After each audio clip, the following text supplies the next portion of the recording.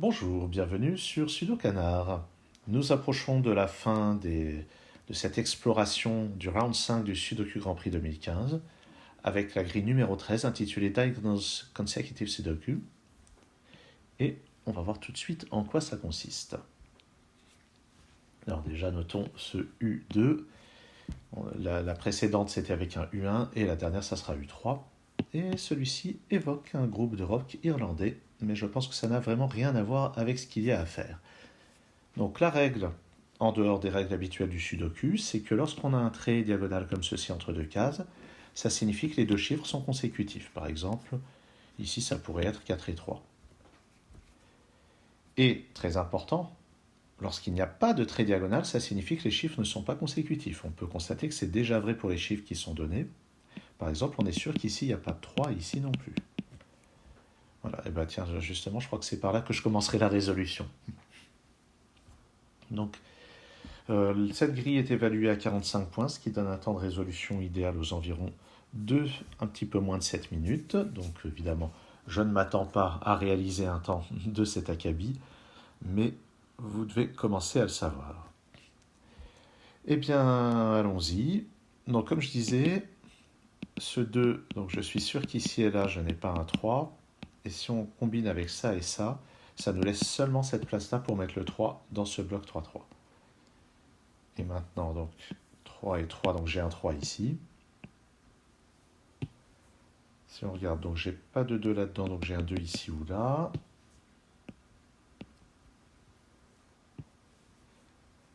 Dans cette ligne, il me manque un 2. Il n'est pas là puisqu'il n'y a pas de trait diagonal, donc le 2 est ici, ce qui me place un 2 là. Il me manque encore un 1 et un 3. Donc le 3 n'est pas là. Pour cette raison ou pour cette raison, il y aurait un trait ici si c'était des chiffres consécutifs. Donc ça me place un 1 ici et un 3 là.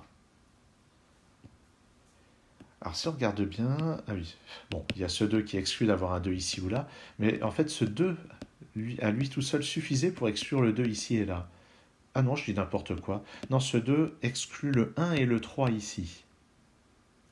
Ah, le 2 exclut le 1 et le 3, celui-ci aussi. Il n'y a pas de 2 non plus, parce qu'il y a un 2 dans cette région, donc ça ne peut être qu'un 4. Donc dans la colonne, il me manque 1, 2 et 3. Donc ici c'est 1 ou 3. Ici je suis sûr d'avoir un 2 quelque part. Mais, ouais. Alors, on va voir. Hein. Si c'est un... Ah non, le 2 ne peut pas être là, parce que cette fois il y a un trait. Donc là il faudrait un 1 ou un 3, ce qui est interdit. Donc le 2 est en haut. Donc ici c'est 1 ou 3. Mais on remarque qu'ici ça ne peut pas être un 2. Donc c'est forcément un 3 ici, avec un 4 là. Et ici c'est forcément un 1. Et tout en bas c'est un 1. Ce 1 nous donne un 1 dans cette case. Il nous manque 4 et 5, et d'après ce 4, c'est comme ceci. Alors, je ne vais pas forcément vérifier qu'à chaque fois que je pose un chiffre, c'est cohérent avec la règle, si ce chiffre est obtenu par un autre raisonnement.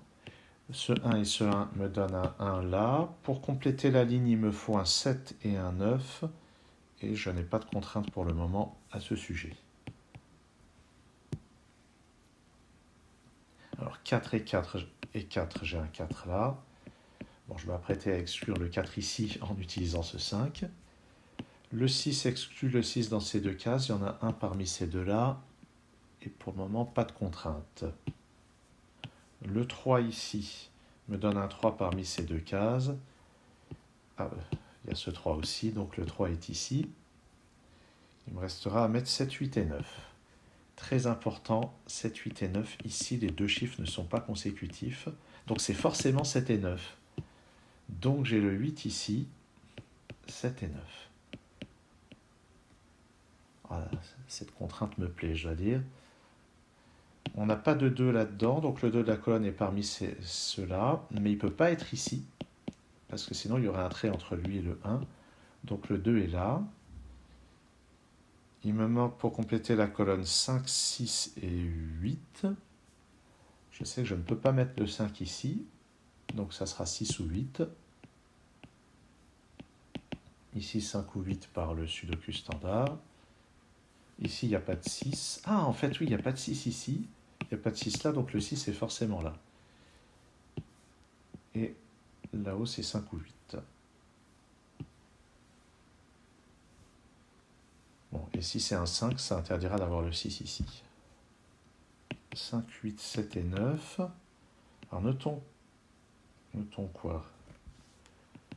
Que le 9 n'est pas là, et le 9 n'est pas là par le raisonnement diagonal. Donc le 9 est ici, dans ce bloc 3-3. Ici c'est un 7, ici un 9. Donc là-haut c'est un 7 et un 6. Et selon ce qu'on a ici, ça exclura une des deux possibilités. Le 6 exclut le 5, le 7 exclut le 8. Là-dedans c'est 5, 8 et 7. Ah ben, le 7 est forcément là. Et là, je ne peux pas mettre le 5 à cause du 6. Donc, comme je m'y attendais un peu, la règle négative règle beaucoup plus de questions que la règle positive. Ce qui est logique, il y a très peu de traits diagonaux. Le 8 ici nous interdit le 7. Et ici, on enlève le 6. Il nous reste à mettre 5 et 9. Ce 6 interdit de mettre le 5 ici. 5 et 9 comme ceci. Alors vous dites peut-être, mais comment est-ce qu'il fait pour être aussi à l'aise sur une règle qu'il vient de découvrir? Il se trouve que le coup des diagonalement consécutifs, j'ai dû en voir il n'y a pas longtemps. Bon, voilà. Ça va être l'explication que je vais donner. Là-dedans, il me faut un 3 quelque part. Il n'est pas là, il n'est pas là. Bon, il n'est pas là pour cette raison aussi.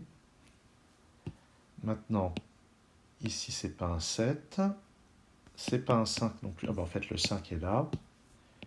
Et donc, le 7 est ici, le 6 là. Ah, ce 9 me donne un 7 tout au bout. Je n'avais pas fait attention. Ici et là, je dois avoir un 5 et un 9. Je n'ai pas de restriction pour le moment. Juste au-dessus, c'est 4 et 8. Je crois bien que je n'ai pas de restriction non plus pour le moment. Bon, il restera un petit peu de travail quand même. Là-dedans, ici, ça n'est ni 1 ni 2, donc il ne reste que le 9. Ce qui me place un 8 ici et me permet de résoudre ça.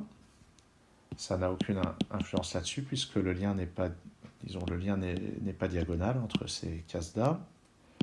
Là-dedans, il me faut 5 et 6. Pour le moment, pas de contrainte. Et au-dessus, 1 et 2. Et ce 3 m'interdit de mettre un 2 ici, donc c'est 1 et 2 comme ceci, ce qui n'impose pas de contrainte sur le 5 et le 6. Là-haut, 5, 9 et 2. Le 2 n'est pas là, donc il est là. Et en haut, ça ne peut pas être un 5, donc c'est un 9. Ça ne peut pas être un 5 à cause de celui-ci. Donc un 5 ici, un 9 là. Bon, bah, ça devrait être bientôt terminé. J'espère. Dans cette ligne, il me manque un 5, il n'est pas là. Et j'en sais pas plus. Ouais, je vais plutôt regarder celle-ci. Ou cette colonne, il me manque un 9. Il n'est pas là, donc il est là. Et ça me place un 8 là-haut. Et notez que j'aurais pu aussi exclure le 8 de cette place à cause de l'absence de trait diagonal ici. Je n'ai pas de 1 ici ni là. Donc sur la première ligne, le 1 est là. Il me manque aussi un 4 et un 7. C'est forcément 7 ici, 4 là.